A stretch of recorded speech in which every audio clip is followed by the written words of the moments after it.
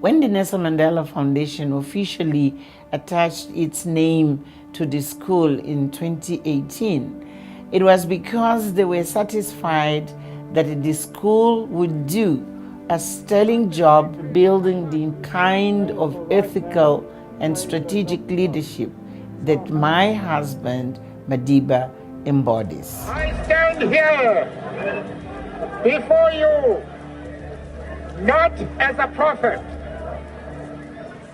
but as a humble servant of you, the people. At the University of Cape Town's Nelson Mandela School of Public Governance, we are working to uphold and build on legacies left to us by Nelson Mandela and other great African leaders who fought for the values of non-racialism, non-sexism, social justice, and human dignity. At a time when there are such great challenges facing the world, unemployment, of poverty, of inequality, it is critical to rise to the challenge of recalling our history, challenging our leaders, and finding ways of building greater resilience of democratic institutions.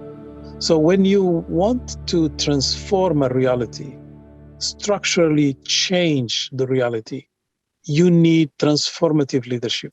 And so it's my great pleasure to announce the launch of the Nelson Mandela School of Public Governance. The Nelson Mandela School of Public Governance is a global center of governance and leadership, attracting leaders and students from across the African continent who want to drive transformation to change lives. We're equally informed by the African Union's Agenda 2063, which commits to building an integrated, prosperous, and peaceful Africa, driven by its own citizens, representing a dynamic force in the international arena. The school is Pan-Africanist. We believe that it's important to remember the legacy of movements and leaders that helped to establish our nations. Pan-Africanism today is about economic transformation. And that economic transformation requires that we see beyond our borders, that we see the continental capabilities to negotiate as one. Our continent has now to transform under a complex international environment. The school's strategic contribution is bringing together policymakers to have policy dialogue, advising governments on issues that are central to policies, developing excellence in research. 5 thematic pillars, ranging from democratic governance and developmental regionalism to climate change and social inclusion, govern everything we do. We thread these thematic concerns through 4 key components of the school: the Research Center, our dialogue and partnership platform, and executive short courses and master's programs. Our short courses and academic programs balance theory and practice to prepare participants to lead ethically in the public sector, with a holistic view of the developmental challenges they will face. What happens in government, what happens in the public administration is critically important for the lives, the welfare, the progress of people in our country. People need to kind of understand the kind of values that they ought to bring in to public service. Julius Nyerere says only developed people can develop a nation. So it's upon me to develop myself so that I can develop my community. By coming to do this course, I will have broadened my understanding about some of the development policies that we need to do better in South Sudan. I want to be able to have robust engagement with the government, my government.